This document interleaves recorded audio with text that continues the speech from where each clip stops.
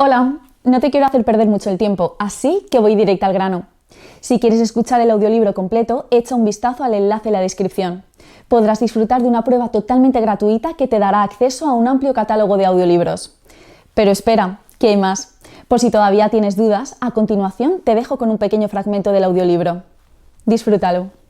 He buscado presentar y analizar aspectos y protagonistas desconocidos, atractivos e importantes del día a día de los pueblos y las sociedades que vivieron durante décadas bajo el comunismo político, filosófico y económico que lo llenaba y condicionaba todo.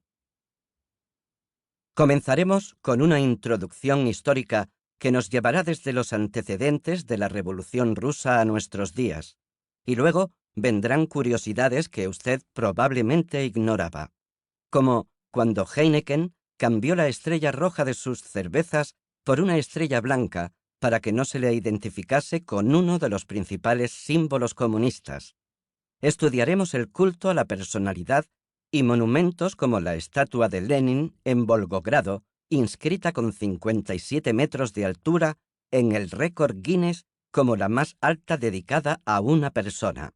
Descubriremos los secretos del éxito del embalsamamiento de Lenin y por qué falló en las momias de otros líderes. Sabremos lo que es la agitprop. Nos asombraremos con el triángulo amoroso que formaron Lenin, su esposa Nadia y su amante Inesa. Explicaremos la guerra entre la izquierda dentro de la Guerra Civil Española. Le sorprenderemos con el desfile conjunto de tropas alemanas y soviéticas al ocupar una ciudad polaca durante la Segunda Guerra Mundial, cuando Hitler y Stalin eran aliados, y conocerá la historia de los 3 regimientos aéreos formados por mujeres en la URSS en ese conflicto. Averiguará que Stalin no solo mataba a sus rivales, sino que los borraba de las fotos.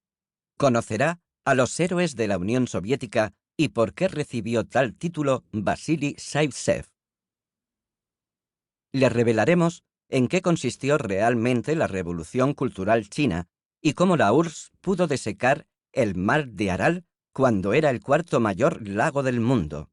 Tras leer este libro, sabrá por qué resultaron tan populares el fusil AK-47 y el lanzagranadas RPG-7. Mostraremos que los aviones MiG soviéticos superaron a los norteamericanos en muchos momentos de las guerras de Corea y Vietnam. Hablaremos de África de las Heras, la española que se convirtió en una de las más eficaces y seductoras espías soviéticas. Recordaremos cómo se hizo Fidel Castro famoso por sus largos discursos. Le retaremos a que descubra dónde combatió el batallón Lincoln y qué edificio religioso de Moscú se transformó durante la URSS en una piscina. Repasaremos los mejores chistes sobre el comunismo que se contaban en los países regidos por él, y conduciremos los coches que circulaban por esas naciones.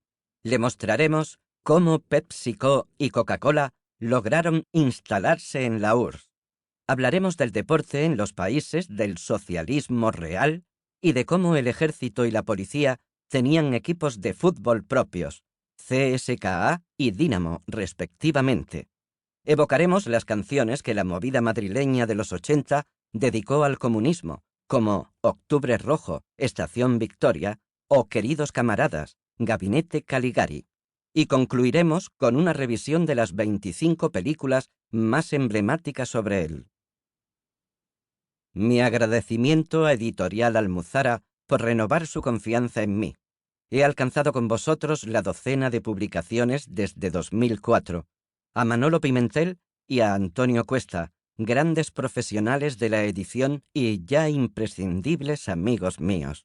Y a Juanma Fernández que, desde su incomparable biblioteca, me facilitó los libros originales de 1938, con los que la Unión Soviética camufló la eliminación del POUM y su líder Andrés Nin, haciéndolos pasar por elementos franquistas. Introducción histórica. La teoría.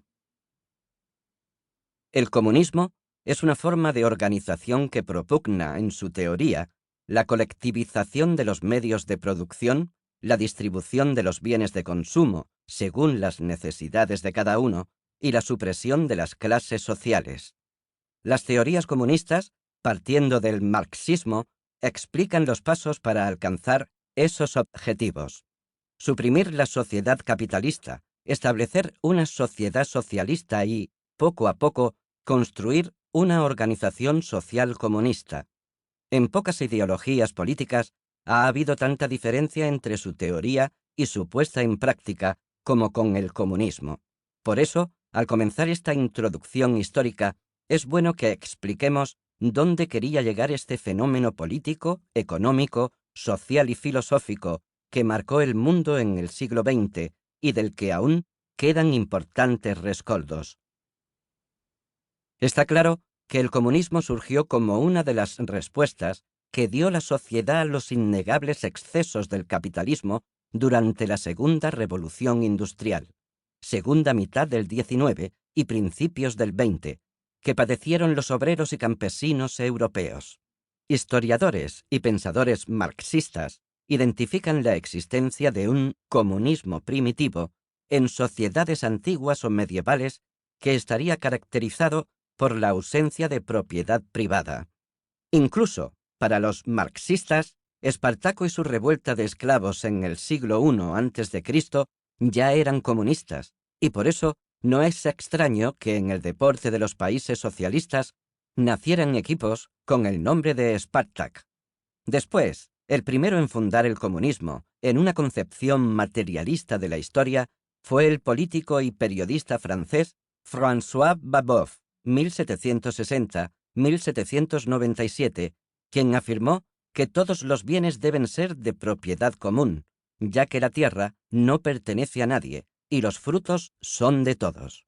Y así llegamos a lo que se puede llamar inicio del comunismo, tal y como lo conocemos hoy, con la redacción del Manifiesto Comunista en 1848. La Liga de los Comunistas, una organización revolucionaria nacida en Londres en junio de 1847, encargó a dos filósofos alemanes afines, Karl Marx, 1818-1883, y Friedrich Engels, 1820-1895, la redacción de un manifiesto. El 21 de febrero de 1848 vio la luz en la capital británica el Manifiesto del Partido Comunista. El texto, con un preámbulo y 4 capítulos, negaba la sociedad tal y como era entonces, apostando por el valor de la clase obrera industrial frente a la burguesía y criticaba y rechazaba el concepto de propiedad. A lo largo de los siguientes años, este manifiesto serviría para alimentar nuevas teorías comunistas y variaciones de las ideas principales que cambiaban en función del continente o país donde aparecían. Marx publicó en 1867 otro libro fundamental para cimentar las bases teóricas del comunismo, El Capital, crítica de la economía política, para unir a los trabajadores y a los partidos políticos socialistas de las distintas naciones y además coordinarlos hacia un mismo objetivo. Se crearon dos organizaciones internacionales, la primera en 1864 y la segunda en 1889. Luego, en 1919, se constituiría la Tercera Internacional, o en ruso, Komintern.